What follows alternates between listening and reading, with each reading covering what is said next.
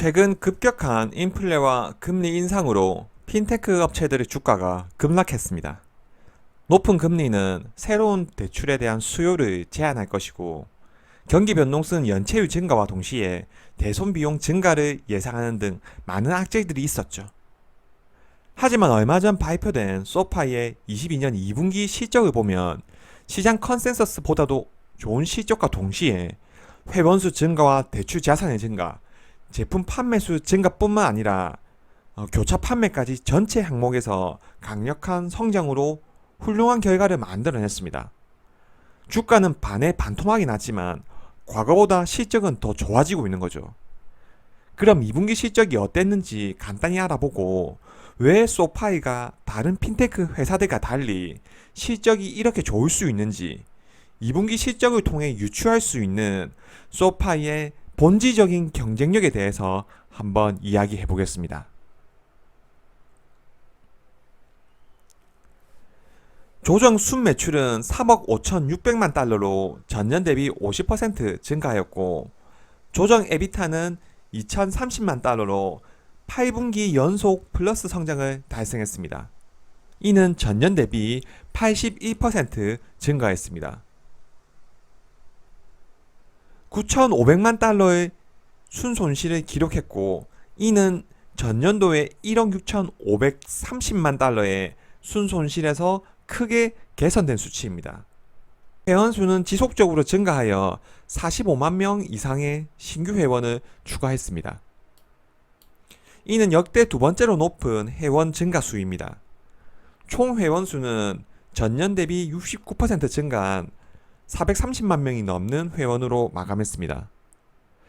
제품 수는 70만 개가 넘는 신제품을 추가를 했고, 연간 79% 증가한 거의 660만 개의 제품으로 마감을 했습니다. 분기 말에 대략 660만 개에 달하는 총 제품은 전년 분기 말에 370만 개에서 79% 증가한 수치입니다. 이 외에도 기술 플랫폼, 교차 판매, 수익성 지표 등 모든 항목에서 준수한 성적을 발표했습니다. 그럼 왜 최근의 불확실성에도 불구하고 소파의 실적이 좋을 수 있는지, 실적 발표에서 유추할 수 있는 핵심 경쟁력에 대해서 이야기해 보겠습니다. 첫 번째는 뱅크 차트로 인한 효율성 증대입니다. 소파이는 올해 초 골든 퍼시픽 은행을 인수해서 뱅크 차트를 얻었습니다. 그리고 인수에 대한 영향은 생각보다 빨리 다가왔습니다. 이제 은행이 되었기 때문에 소파이는 자신의 재무제표에 대출을 더 오래 보유할 수 있습니다. 소파이는 과거 재무제표에 평균 3개월 동안 대출을 보유할 수 있었습니다. 회사의 자금 조달 능력에는 제한이 있었기 때문에 대출의 투자자에게 ABS 형태로 판매를 했었죠. 대출을 대출 자산으로 보유하고 매월 이자를 받는 것이 대출을 판매하는 것보다 훨씬 수익성이 높기 때문에 이것은 일종의 비효율이었습니다. 왜 임대사업자가 월세를 받으려고 하겠습니까? 이 장기 채권의 경우에는 안정적인 현금 흐름과 동시에 수익성이 더 높아지기 때문입니다. 뱅크 차트 취득으로 소파이는 평균 6개월 동안 대출 자산을 보유하는 방향으로 전환했습니다. 이는 훨씬 더 많은 이자 수입을 의미합니다. 올해 1분기에 소파이는 재무제표에 약 72억 달러의 대출을 보유했습니다. 2분기 말에 대출 잔액은 약 82억 달러로 급증했죠. 그 결과 순이자 수입은 1분기 약 9,500만 달러에서 2분기에 1억 2,300만 달러로 크게 증가했습니다. 뱅크 차트의 또 다른 이점은 소파이가 예금을 모을 수 있다는 겁니다. 은행의 수익 원천은 예대마진, 즉 예금과 대출의 금리 폭입니다. 이걸 얼마나 효율적으로 관리하는지가 이자 수익의 핵심입니다. 소파이는 10억 달러의 예금을 모으는데 약 3년이 걸렸습니다. 은행이 되고 나서 소파이는 3개월 만에 16억 달러의 예금을 추가했습니다.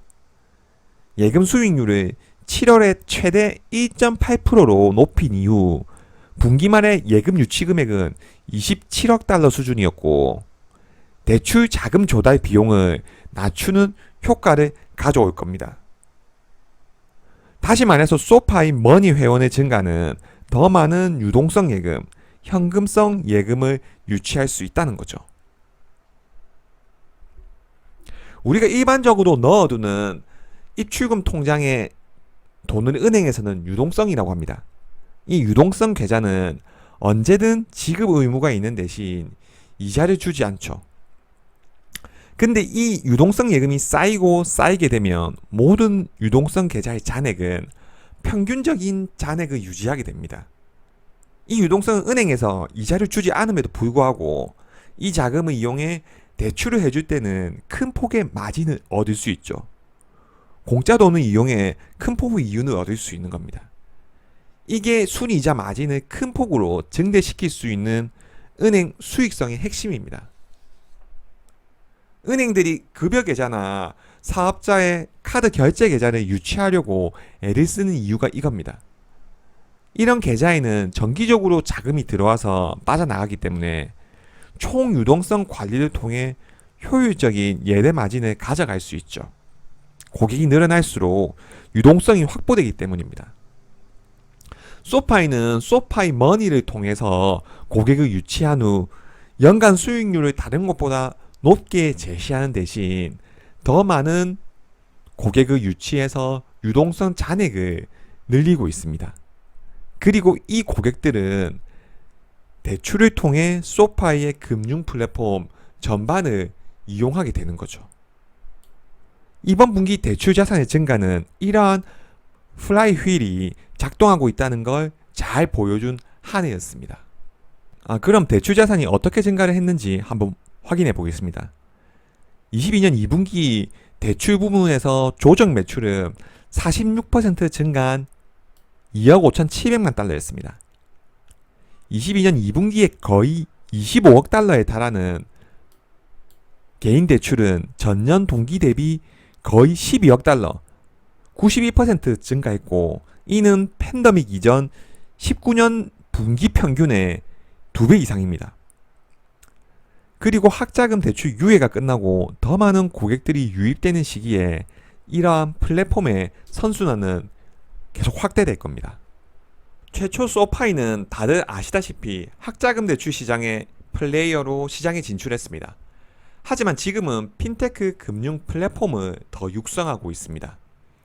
이 금융 플랫폼의 핵심은 소파이 머니와 소파이 인베스트죠.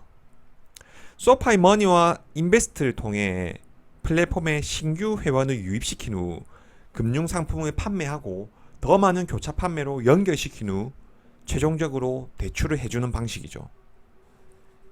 이 변화를 현재에 비추어 생각해 본다면 과거에는 은행에서 시작해서 고객을 확보하려고 했다면 현재는 핀테크에서 은행이 되는 과정이라고 볼 수 있습니다. 어느 게 더 효율적인 방법일까요? 소파이의 선택은 후자였습니다. 대출 플랫폼으로는 자기 자본, 즉 자기 돈이 없으면 충분한 대출을 해줄 수 없었고 스타트업으로서 성장할 수 있는 캐파와 속도가 너무 제한적이었습니다. 우리가 아는 대형 은행들은 최소 50년에서 100년 동안 돈을 굴려가며 경제 성장과 함께 오랜 기간 자본을 축적해온 기관들입니다.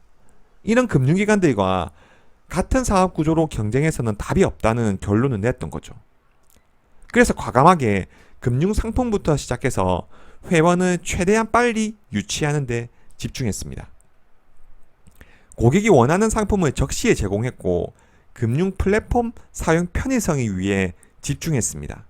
회사는 고객의 니즈에 즉시 대응할 수 있는 주문형 상품을 언제든 최우선적으로 개발할 수 있는 능력이 핵심 차별화 요소라는 것을 알고 있었습니다. 갈릴레오를 인수함으로써 소파이는 자신의 금융 상품을 최우선적으로 개발하고 비용을 절감할 수 있었습니다.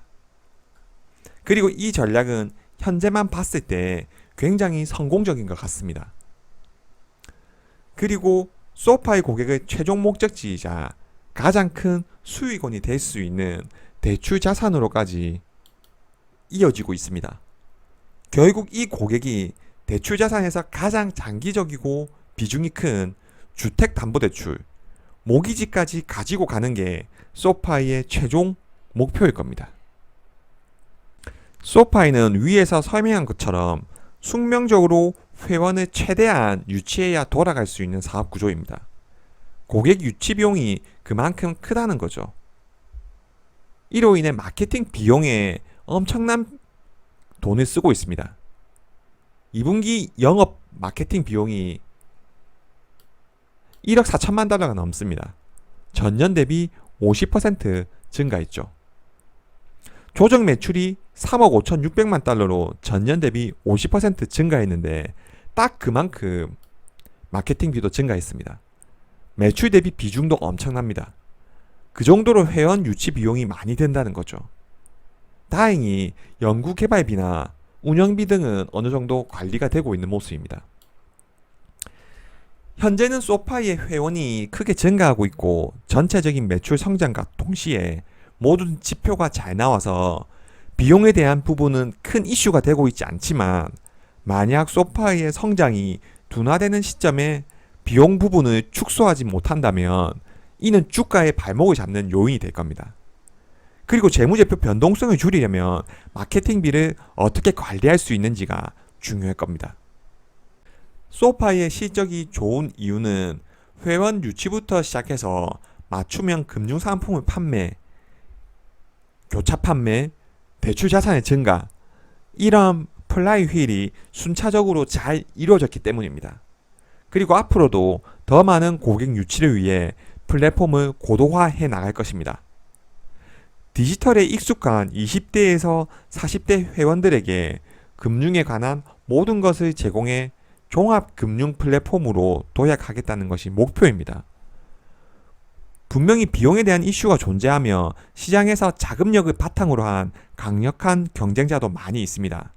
하지만 자신만의 전략을 가지고 잘하고 있습니다. 최근의 급격한 금리 인상은 새로운 대출에 대한 소비자 수요를 제한하고 있습니다. 동시에 경기 침체에 대한 두려움이 대출 기간의 위험 선호도를 제한하고 있습니다. 소파이도 과거처럼 대출자산 증대에만 목을 매지는 않을 겁니다. 하지만 고학력, 고신용자 위주의 대출은 집중적으로 육성해 나갈 겁니다. 회사에서는 금리 변동성이 큰 만큼 변동금리 대출을 장기 고정금리로 전환하고자 하는 수요에 초점을 맞추고 있다고 합니다. 고정금리 리파이낸싱 위주의 전략을 펼치되 고신용자와 자금 융통성이 풍부한 회원들을 집중 육성하여 미래 성장 동력을 마련한다는 계획입니다. 지금까지 2분기 소파이에 대한 실적을 말씀을 드렸습니다. 시청해 주셔서 감사합니다.